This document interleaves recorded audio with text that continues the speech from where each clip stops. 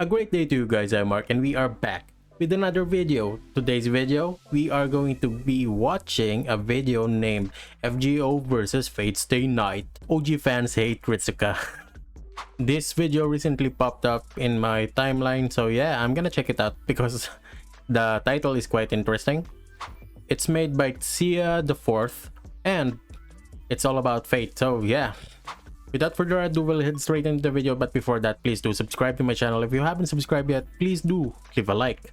To show your support, share it to your friends, and leave your comments down below. For more suggestions, recommendations, thoughts, and opinions, and we will start that video now. If you could hear some noises in the background, guys, I apologize, but it's normal here, so yeah, let's start.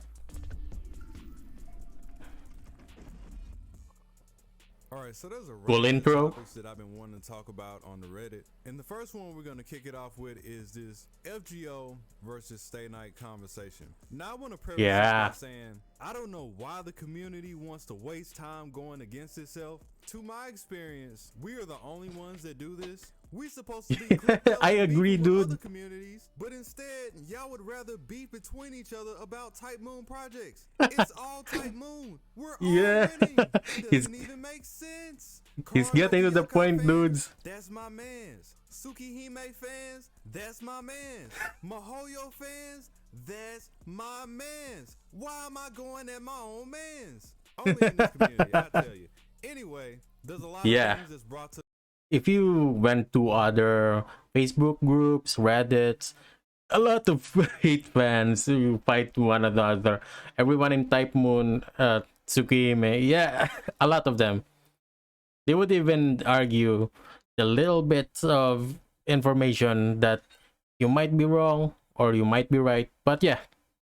To the surface, a lot of points that's been talked about for forever, you know, things like Ritsuka not being a good character. I've seen people say this for years.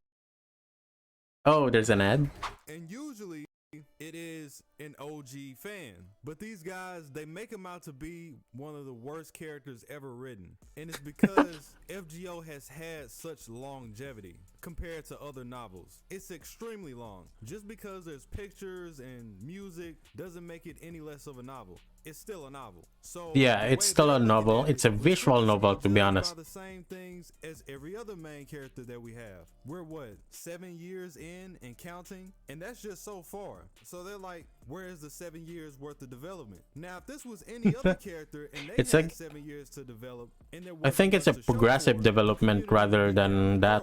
Which is very true. Me, I've never really looked at Ritsuka as an actual character. I look at Ritsuka to do exactly what he's meant to do, which is be a vehicle. That's why when something major... Yeah, it's like Ritsuka is someone of a perspective where we see the events happening, or what do you call this? Well, I forgot what I was about to say, but let's just continue. Goes down in the story, I was never like, oh, why didn't he do this, or why didn't this happen? I was never looking at him to do that specific thing, because I'm not looking at it's a like vehicle to have this type of character. I agree with him. Sure. It's like could he be wittier? Fine, but as far as I'm concerned, he does exactly what he needs to do. We're just looking at his point of view. I mean, there's the self-insert meme, where there's the trope of the writer inserting themselves into the story because they want to be like that character. Maybe the writer wasn't that fortunate with women, so in their mind they want to be Mr. Bitches, so they make the main character Mr. Bitches. Are you telling me that you're mad at Ritsuka for being Mr. Bitches? Let me not put it like that. I think the bigger issue is that if you remove the FGO element from Ritsuka, he's no different from the seasonal cookie-cutter high school protagonist with a harem, which is also that's true, right. but he's not that, so it doesn't matter. Here's another point. Shallow servants, excessive fan service, and gender bending, plus nostalgia baiting with pseudo servants, and I'll be honest, I was only interested in playing FGO to play a game involving the OG Fate Stay Night cast. I want to hit that last point immediately. You're part of the problem. You just said it yourself. You had no interest in seeing the story unless it had the old characters. So you never wanted to see a new story, you just wanted to see the old characters. There's just different kinds of fans or lot of fan bases. characters in FGO. You should know as a Fate Stay Night fan that everybody cannot be at the forefront. That was the whole point of the routes. Everybody couldn't be at the forefront at once. So the routes had designated people that they would give shine to as opposed to everybody It's probably else. because they're Well, so FGO doesn't fixated have on the one-stop shop. character You get that what you get, and it's they're over. So if familiar. that character doesn't get their shine the first time That around, use it's that just too bad. usually I will happens say to that what they could come back around and do things or more to interludes other or people in similar other to an series as interlude. well. People really sleep on the interludes, but they really tell you a lot about their character. And just make something Yeah, that's I never similar skipped to an it that gives the interlude. character more backbone instead of The them problem showing is up that one I time sometimes and it's forget the story about the interlude. I never skipped a single one of the interludes. Yeah. event or in this chapter, and then you just hardly ever see them again because now it just looks like that character is showing face. I don't disagree with that. Nice. There are a lot of shallow service, excessive fan service. There is a lot of fan service. Yeah, it doesn't I bother kinda me. agree. It's just something that you get used to. I've said it time and time again over the years running the channel. Horny sales, okay? A lot of these little dudes are young and horny sales. And some of them aren't young. Some of these people are grown men. Horny sales. The same thing with the gender bending. There are certain service that I really like that I would appreciate it if they were who they were supposed to be in lore. But you know, we got what we got, so it is what it is.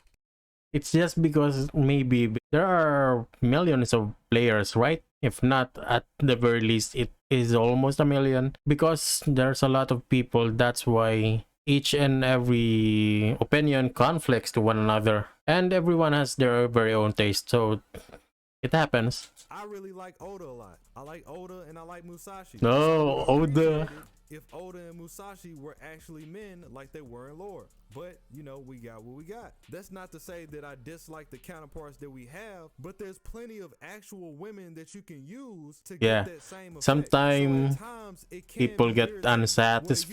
Well, it used to be irritating. It Yeah. doesn't even bother me at this point. You just expect them to do it. But here's the problem with them using, you know, actual cool figures that are women from history. Nobody cares. And the only time Nobody they do cares. is when they're over-sexualized. They could use them, and they have done it before. They've done it multiple times. I keep Yeah, saying, Twitter, "Oh, we're why looking don't at they?" you. They've done it, and you know what happens? Nobody rolls. Joan of Arc was one of the first of many. Incredible backstory. You know what happened? Nobody cared. Until Nobody they made her cared. Angie and made her a tsundere. That's Yeah. what it is. Cleopatra, Calamity Jane. And if it wasn't bad enough that people didn't care, they didn't get big enough roles in the story to make them care. So why should they care? You know, you make these characters and then you just cast them to the side. Of course it's not gonna matter to them. But there are characters that I feel like it worked for too. I like Mordred. I feel Yeah, like that was an Mordred. interesting take on his character. Canis, she actually has a transition in her background that makes her lore make sense. I kinda the don't play like on the Canis Mona that Lisa with much, Da Vinci, to be honest. So it's not all bad.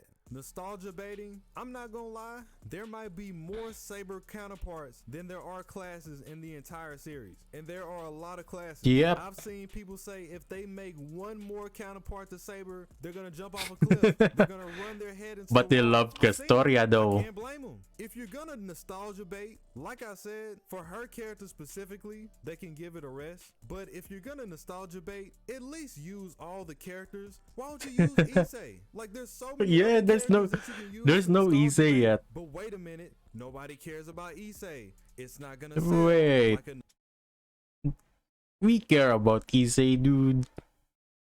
Well, another Saber face. That's the problem. Cause this could easily be rectified by you just using different characters. We could get a pseudo serving Kane, or we could just use Kirei. Which one is gonna make more Kirei. money? Cause at the end of the Kirei. day, that's the only thing that they care about. Realistically, it's a yeah, business. that's right. If you really want to get It's all about business in the anime industry. So, yeah, the more popular you are, the more possible that you will appear or have an adaptation. into FGO, you're gonna get into FGO. I get so sick of people acting like the characters in Fate Stay Night and Fate Zero are the only ones that were good and the only ones that will ever be good till the end of time. I hate that shit. Yeah, bro. that's 'Cause right. There's so many more characters that could have the shine, but let's make this character 20 more times. And you know why it works? Because that's what the community wants. The only reason it works is because that's what people want. Otherwise, it would fail. Bro, I remember when I was making my Don't Sleeps. 300 characters in the series, by the way. Make Emiya again.